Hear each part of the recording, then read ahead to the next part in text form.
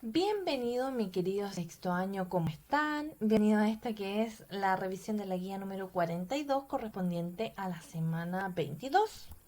Entonces comenzamos con esto que es el título, que se llama obra dramática, ¿ya? Y el objetivo es conocer y comprender una obra dramática, ¿ya? Eso es lo que vamos a aprender en esta guía. No olvide también, no puedo para abajo, pero El oro de la corona de Sarah Bertrand, el libro de lectura complementaria. Seguimos. Entonces, vamos a comenzar hablando, ¿cierto?, de la obra dramática, de sus características y también su estructura. Entonces, recuerde que la obra dramática es un texto literario, ¿ya? Porque es ficticio, escrito generalmente en diálogos en los que se presenta un conflicto dramático, ¿ya? Me faltó decir también que estaba escrito por un dramaturgo, ¿ya? Ese es el autor de una obra dramática, un dramaturgo, ¿ya? ¿Cuáles son las características de las obras dramáticas? La finalidad, el propósito fundamental es ser representada en un escenario, ¿ya? Esta capacidad que tiene la obra dramática como texto, ¿cierto? Se llama virtualidad teatral, porque es como uno de los únicos textos que está creado con un objetivo fundamental, que es ser representada en el teatro, ¿sí? Obviamente yo la puedo leer, me puedo entretener, puedo yo tratar, ¿cierto?, de interpretarla, pero su finalidad primordial es ser representada.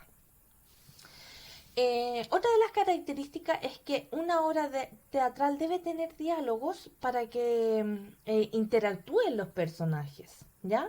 Tanto en la obra dramática como en la obra teatral predomina la zona apelativa del lenguaje, ¿ya? Pues poseen diálogos para ver en escena la obra. Luego, lo conversamos de un conflicto dramático, así como la narración, un conflicto y una resolución del conflicto. Aquí hay un conflicto dramático entre estos personajes, ¿ya? Este conflicto dramático es como una fuerza, una posición, una tensión entre dos o más personajes o dos o más fuerzas que tratan de conseguir, por supuesto, por cada parte su objetivo. Y la última característica tiene que ver con que poseen un lenguaje dramático, ¿ya? Las obras dramáticas están compuestas por parlamentos, ¿verdad? Que son los textos que los personajes representan sobre el escenario. Además, hay acotaciones, que son las indicaciones que están entre paréntesis, ¿ya? Por lo general están en cursiva, ¿ya? Siempre entre paréntesis y cumplen diversas funciones como informar sobre los movimientos y los gestos que tienen que hacer los actores, ¿verdad? Luego, indicar la entonación con que debe ser dicho ciertos parlamentos. Y también sugieren el decorado, ¿ya? Los tipos de vestimenta, el uso de las luces. Entonces, todo eso en acotación, ¿ya? Bien, por acá tenemos un detalle de este diálogo. Por acá tenemos el nombre del personaje, ¿ya? Que sí está indicado antes de la intervención del personaje. Luego, esto son los parlamentos, es decir, podríamos decirle los diálogos, lo que habla, lo que dice el personaje. Por acá, el diálogo, perdón, es lo que se produce entre los personajes. Eso es, el diálogo es lo que se produce entre ambos personajes, como la conversación. Y los parlamentos es lo que habla el personaje. Ahí sí. Y luego la acotación. En este caso, indica, ¿cierto?, que se oye un grito, ¿ya? Además tiene aquí los signos de exclamación correspondientes que indican, ¿cierto?, que este personaje debe hacer un grito, ¿ya? Entonces, nombre del personaje, lo que dice el personaje, el parlamento. Si hay dos personajes se va a generar un diálogo y finalmente las acotaciones, que son lo que tiene que hacer hacer el personaje. Ya, seguimos. ¿Cuál es la estructura externa de la obra? Mire, por lo general las obras se dividen en actos, escenas y cuadros, en ese orden. ¿Ya? El acto es la división mayor dentro de una obra y está compuesta por escenas. Los actos están compuestos por escenas, ¿ya? La mayoría de las obras se dividen en 3 o 5 actos que marcan los principales momentos de las obras, ¿ya? Y se caracterizan, cada acto se caracteriza por la caída del telón. Yo hago así, pero también hay telones que se abren así, ¿ya? Entonces, cada acto está marcado por la caída del telón. Cada acto está marcado por la caída del telón. La escena, por otra parte, es la división interna de los actos y se caracteriza por la entrada y la salida de los personajes. ¿Ya? Esas son las diversas escenas.